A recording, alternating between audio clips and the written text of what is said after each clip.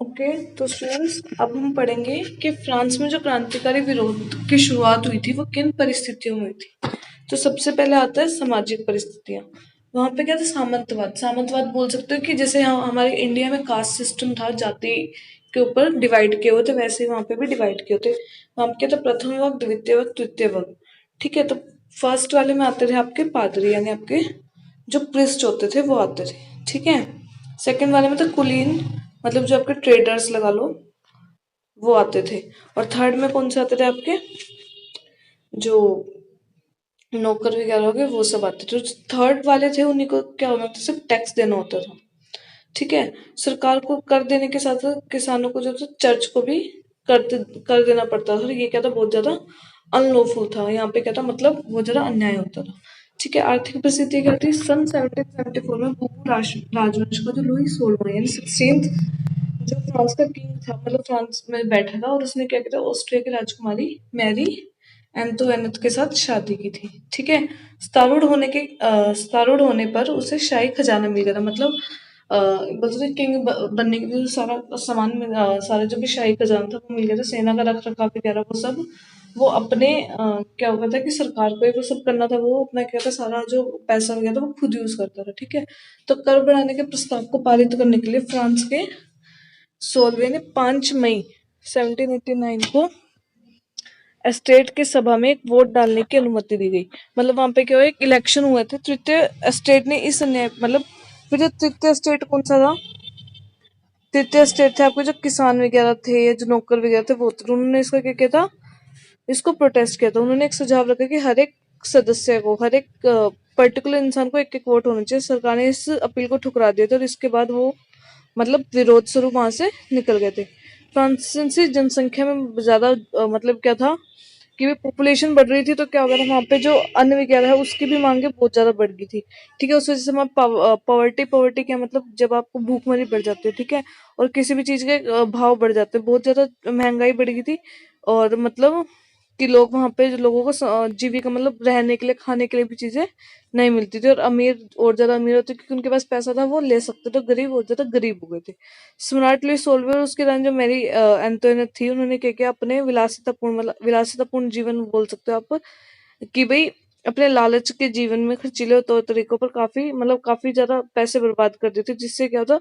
और उच्च पद जो थे, मतलब जितने भी ये सेनापति वगैरह थे बोल सकते हो, वो क्या था? बेचा जाता था। मतलब वो पैसे देकर, वो रिश्वत देकर उन पदों को खरीदते थे। ठीक है, तो पूरा प्रशासन भ्रष्ट का था। तो पर हर एक में, हर एक विभाग के अपने अपने कानून होते थे, और एक समान प्रणाली के अभाव में जो चारों और मतलब भ्रम का वातावरण था चारों ओर, क्या था कि भी लोग अपने मर्जी से सब कुछ करते थे। ठीक है, तो इस वजह से लोग तंग आ गए थे। उसके बाद दार्शनिकों का योगदान 18वीं सदी में, 18वीं सदी के टाइम, 18वीं सदी कौन से जो 1700 वाले साल होंगे, ठीक है, उसमें जो शिक्षित और धनी लोग थे, मतलब मध्यम वर्ग, जो मिडिल क्लासेस, दूसरा जो स्टेट था उसमें क्या था? लोग, उसके लोग एजुकेशनिस्ट भी होते गए, मतलब वो हम वाले लोग पढ़ते गए, और साथ में क्या हुआ? उनको वो एजुकेशनिस्ट भी होते गए, और साथ में क्या हुआ? वो पैसे वाले भी होते गए। तो इस वजह से क्या हुआ? जो वहाँ के जो वहाँ पे सिस्टम चल रहा है वो उसको समझ लेके उसके खिलाफ क्या करने लगे? उसके खिलाफ विरोध करने लग गए।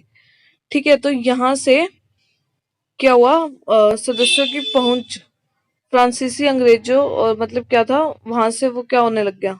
उन्हें समझ आ गया कि जो वो सब करें गलत करें, और वहां से उन्होंने क्या किया? अपने फलस्वरूप उन्हें पुस्तकों, अखबारों में क्या वो लोकप्रिय, अपनी जो भी उनकी विचारधारा थी वो उन सबको अपने अखबारों वगैरह में लिखते रहे। और यहाँ से क्या हुआ? क्यों पूरी जनता तक उनके विचार पहुंचे। उसके बाद John Locke, Jean Jacques Rousseau और मोंस्क्यू ने राजा के दैवीय सिद्धांत, मतलब यहाँ पे क्या है? यहाँ से डेमोक्रेसी, वो यहाँ पे उन्होंने क्या था? डेमोक्रेसी के बारे में लिखना शुरू किया था कि किस तरीके से, क्या कहते हैं, किस तरीके से कोई भी देश जो है चलना चाहिए। ठीक है, राजनीतिक कारण कहते हैं, जो थर्ड एस्टेट था आपका, उसके जो प्रतिनिधि थे, प्रतिनिधियों ने मिराबियो एवं आबेसी, इनके नेतृत्व, मतलब इनको इन्होंने हेड मान लिया था अपना। ठीक है, इनको हेड मान लिया था, तो इसमें खुद को राष्ट्रसभा घोषित कर, मतलब उन्होंने कहते कि हमारी एक अलग से क्या बोल सकते हैं कि हमारी अलग से एसोसिएशन है, हम अलग से हमारा नेशन चलाएंगे। तो यहाँ से उन्होंने क्या शपथ ली थी कि जब तक वो जो भी राजा है उसके पावर को क्या खत्म नहीं कर देंगे, न्यायपूर्ण विषय इन सबको क्या कर देंगे, समाप्त नहीं कर देंगे।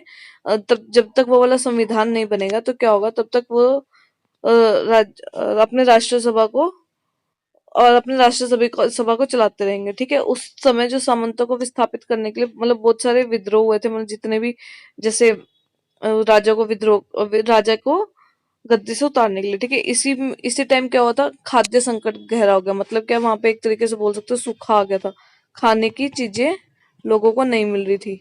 ठीक है, 14 जुलाई को सम्राट ने सैन्य टुकड़ियों को पेरिस में प्रवेश करने के आदेश दिए, पेरिस में जाने के लिए बोला था। इसके उसमें क्या था, सैकड़ों क्रुद्ध पुरुषों, मतलब बहुत सारे लोग जो कहते हैं खुद को सशस्त्र टुकड़ियां, मतलब लोग जो राजा के जो सैनिक थे वो उन्हें उनके विरोध को रोकने, राजा के सैनिक उनके विरोध को रोकने आते थे, लेकिन उन्होंने क्या किया, जो तीसरे स्टेट के थे, मतलब जो उनके खिलाफ विरोध कर रहे थे, उन्होंने खुद की टुकड़ियां मतलब खुद की सेना, मतलब उनके खिलाफ वो लड़ने लग गए। ठीक है, इसके बाद फ्रांसीसी समाज में किन को तो क्रांति से लाभ हुआ, किन को शक्ति त्यागने पर बाध्य किया, अगर किस वर्ग को क्रांति के कारण निराशा हुई। ठीक है, थर्ड जो स्टेट के धनी सदस्य थे उनको तो सबसे ज्यादा लाभ हो गया। ठीक है, उनको तो क्या हुआ, सबसे ज्यादा इसमें लाभ हुआ।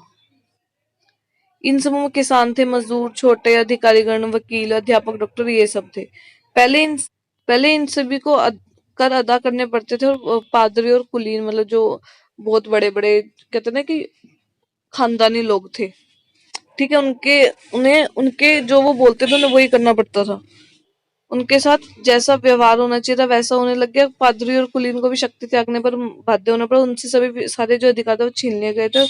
जो समाज के थोड़े गरीब लोग थे उनको थोड़ी सी निराशा हुई कि क्रांति, क्योंकि क्रांति के बाद सबको पूरी तरीके से प्रतिज्ञा पूर्ण रूप में फलीभूत, मतलब ये बोल सकते हो, उसके बाद अच्छी तरीके से सबको क्या बोल सकते हो आप कि सबको समानता नहीं मिली थी।